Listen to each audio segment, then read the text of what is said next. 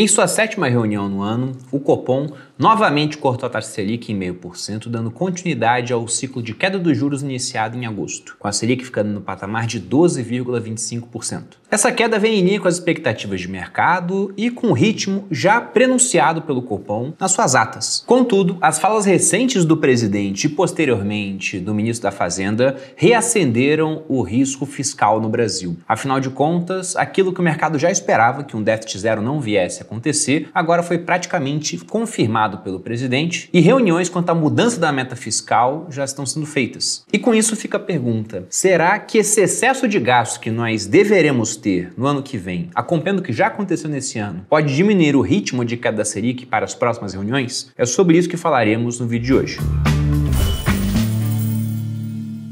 E aí pessoal do Você Mais Rico, quem fala aqui é Bruno Perini, criador do canal. E antes de entrar no assunto do vídeo e falar de mais um corte da Selic, agora em 12,25, vou lembrar que no dia 21 de novembro eu vou abrir novamente inscrições para o Viver de Renda, a 23ª turma do meu curso de Educação Financeira, que tem por objetivo pegar até mesmo o mais completo leigo, aquele cara que não sabe nada sobre investimentos, finanças, dinheiro, e transformar esse indivíduo num investidor de verdade, capaz de montar uma carteira diversificada, entre ativos, moedas e até países, investindo aqui no exterior para proteger e aumentar o seu patrimônio até que um dia ele possa efetivamente viver de renda. Tudo isso ao longo de 8 semanas, com uma equipe de suporte que responde 100% das dúvidas, mais de 120 aulas gravadas, conteúdo ao vivo e com plus agora nessa turma do dia 21 de novembro. Porque como estaremos próximos à Black Friday, falei com o pessoal aqui na empresa e montamos um pacote muito interessante. Ao se inscrever no Viver de Renda, você ganha um ano de Finclass e mais uma série de outros bônus. Vaga no evento presencial do ano que vem, o FinDay, o maior evento de finanças do Brasil, curso de milhas, curso de vendas do Jordan Belfort, do Lobo de Wall Street, o do 1.000 ao milhão com marketing digital, um curso que fizemos aqui no Grupo Primo mostrando como começar seu negócio digital. Então são vários bônus, o Viver de Renda de sempre e tudo pelo mesmo preço da última turma. Contudo, também vale avisar que provavelmente essa vai ser a última turma com essa condição de preço, uma vez que já faz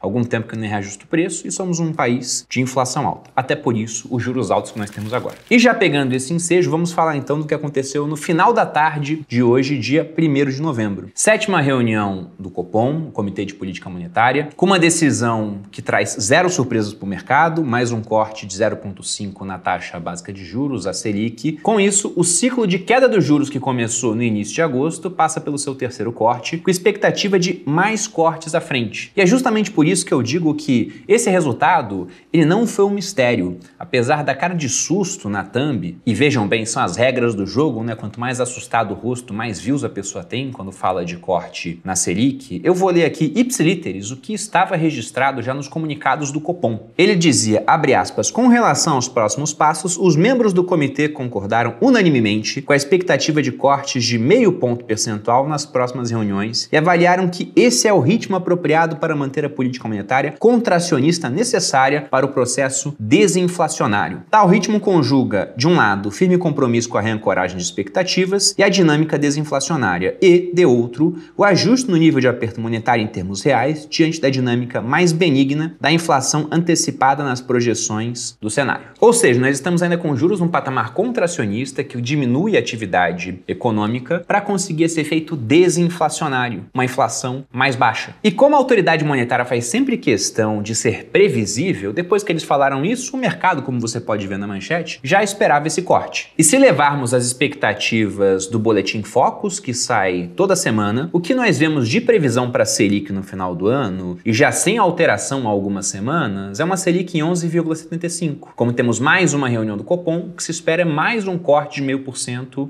até o final do ano. De modo que, como você pode ver, este passo e o próximo do Copom já estão desenhados, até porque não tivemos grandes mudanças na questão inflacionária. Se a gente pega o IPCA 15, por exemplo, relativo ao mês de outubro, ele subiu 0,21, o que coloca o IPCA 15 acumulado em 12 meses no patamar de 5,05, contra 5% no mês passado e uma projeção de analistas de 5,04. E a expectativa que a gente tem para a inflação no final do ano é de 4,63, ou seja, ela está acima da meta de inflação de 3,25, mas vamos lembrar que é uma banda percentual de tolerância de 1,5 pontos para cima cima e também para baixo. No caso, para cima daria em 4,75. Então, a meta de inflação, ela não vai ser batida no centro, mas a inflação deve girar em torno do teto da meta, sendo que já não há muito mais a fazer, porque qualquer tipo de mudança na Selic de agora não mexe com essa inflação imediata. Ela demora para aparecer na atividade econômica. Então, o que o Copom, o Banco Central, já estão de olho é na questão relativa ao próximo ano, 2024 e 2025. E é aí que entra a questão das falas atuais do presidente e, posteriormente, o nosso ministro da Fazenda. E para que a gente possa entender o que está acontecendo, é interessante voltar para o começo do ano, quando discutíamos o novo arcabouço fiscal. Inclusive, eu fiz vídeo aqui no canal falando sobre o assunto. E o arcabouço, ele não é maravilhoso, mas também veio melhor do que era esperado até então. Só que dentro da proposta do arcabouço, você tinha também uma questão de uma meta para 2024 de déficit primário zero. O que seria esse déficit primário? Nós temos como resultado primário a diferença entre a arrecadação e os gastos do governo, sem contar os juros da dívida. Quando pega os juros da dívida, nós já entramos na conta nominal. E se a gente for levar em conta o resultado nominal, a gente está em déficit,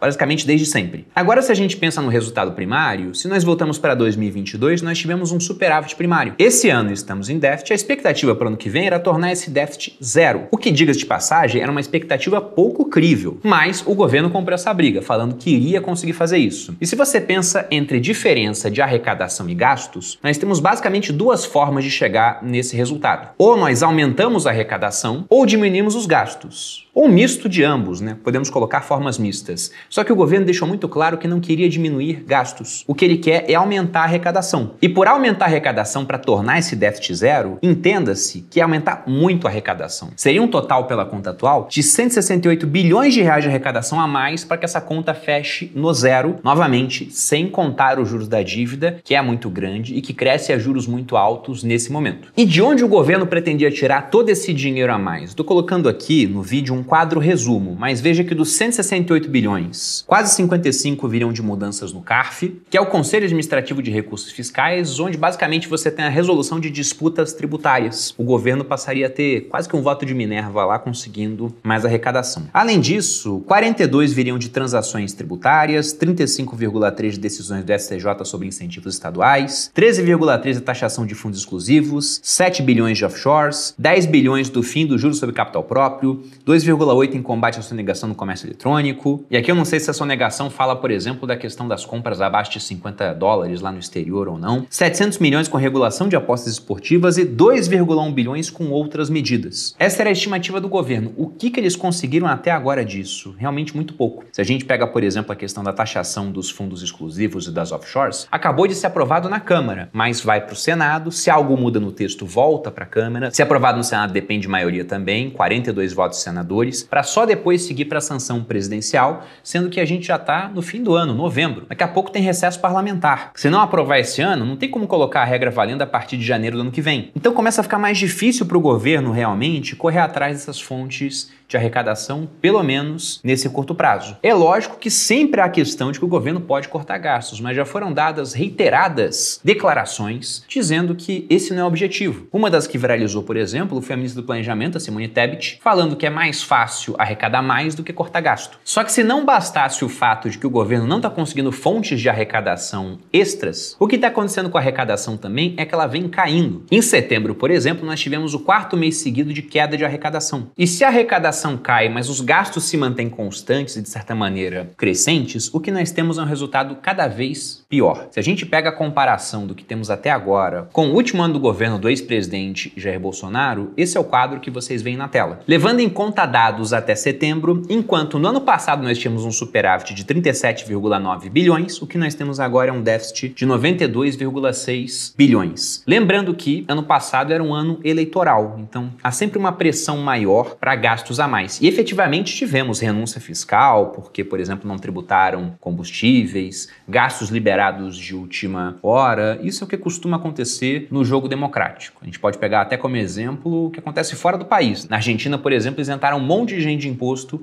às vésperas da eleição. Então, sendo esquerda ou direita, é mais ou menos a mesma coisa que acontece. De modo que, com essa pressão de gasto a mais, o resultado ele poderia ser ainda melhor se não tivessem gastado tanto. E, evidentemente, a gente tem que lembrar também de um certo efeito estatístico, porque, afinal de contas, depois de um ano de inflação muito forte, como foi o ano de 2021, o próximo ano tende a gerar mais arrecadação. Isso acontece porque, se o preço do combustível, e eu vou dar um exemplo genérico numérico só para você entender essa conta. É de R$5 e 20% seria imposto federal. Veja que dos R$5, 20% de imposto que se arrecada é R$1. Se o preço do combustível vai para 6 e o imposto permanece em 20% e ele foi para 6 por conta de uma inflação mais alta, veja que a arrecadação agora passa a ser de 1,20 por litro. Ou seja, antes você arrecadava 1, agora arrecada 1,20, tem um crescimento de arrecadação de 20%. Quando a inflação vem mais fraca, isso não acontece. Só que isso tende a acontecer sempre que nós temos um ano de inflação mais alta. Só que, ainda que exista esse efeito, o resultado do primeiro ano de governo Lula não pode ser simplesmente colocado na conta desse efeito estatístico. Porque se nós compararmos com outras gestões, e vira e mexe nós temos uma inflação mais alta aqui no Brasil,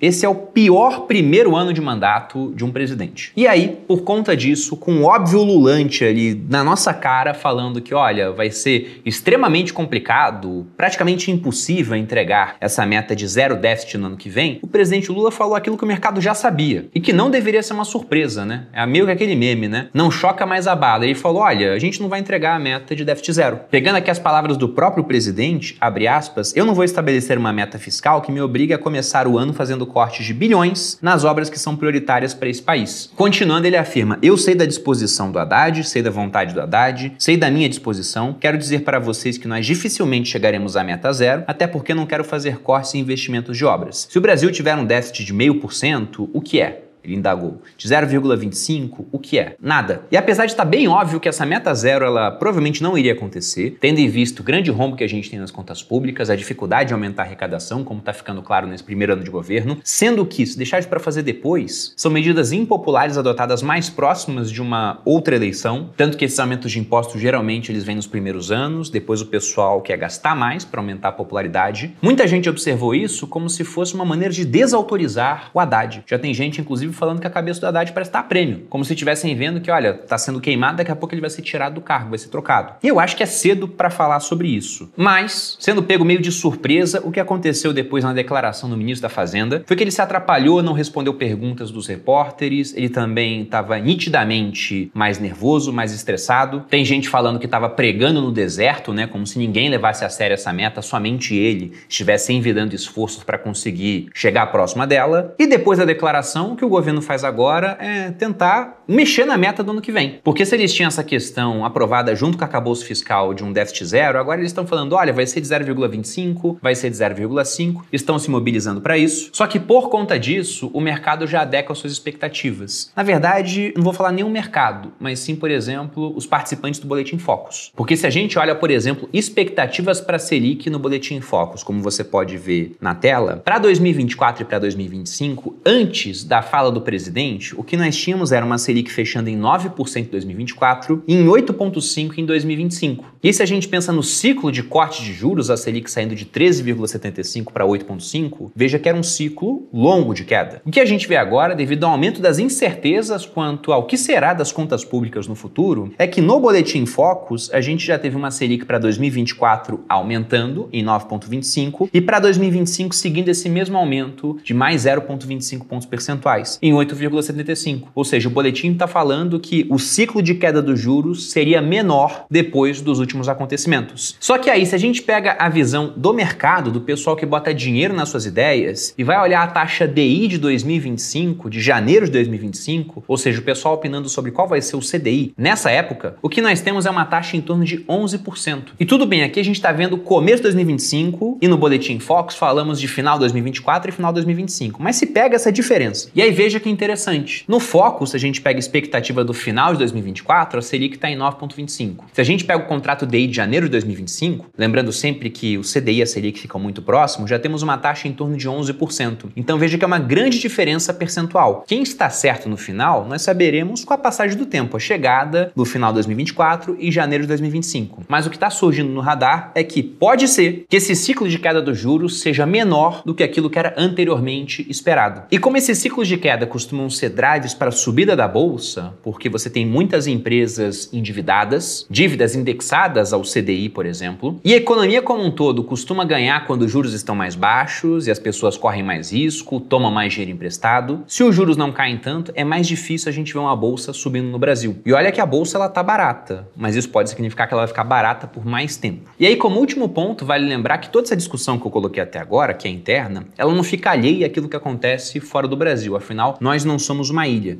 De modo que o que acontece na economia americana, principalmente, acaba influenciando as nossas decisões aqui dentro. E vamos lembrar que lá fora nós temos uma taxa de juros num patamar altíssimo para a economia americana, para a realidade daquele país, com uma Fed Funds Rate entre 5,25 e 5,5. E enquanto a taxa lá for muito alta, se a nossa taxa por aqui cair demais, o que acontece é fuga de capital. O pessoal começa a pensar, caramba, será que vale mais a pena ganhar 11%, 10% em real ou ganhar 5,5% em dólar? Se o pessoal opta por ganhar em dólar, todo mundo pega os seus reais, troca por dólares, essa demanda toda por dólares eleva o preço do dólar, leva o dinheiro lá para fora e como muita coisa aqui no Brasil é importada e outras podem ser exportadas, sendo afetadas por esse aumento do dólar, o que nós teremos é uma inflação mais alta pedindo para o seu controle juros mais altos na nossa economia. E aí fica essa questão, até onde será que a taxa Selic vai cair nesse ciclo? Se você tiver uma opinião, por favor, compartilhe conosco aqui nos comentários. Gosto sempre de lembrar que assim como vocês aprendem comigo, eu também aprendo com vocês. Espero que tenham gostado de mais esse vídeo. Se você gostou, dê seu like, se inscreva aqui no Você Mais Rico, me acompanhe nas redes sociais, um grande abraço e até a próxima.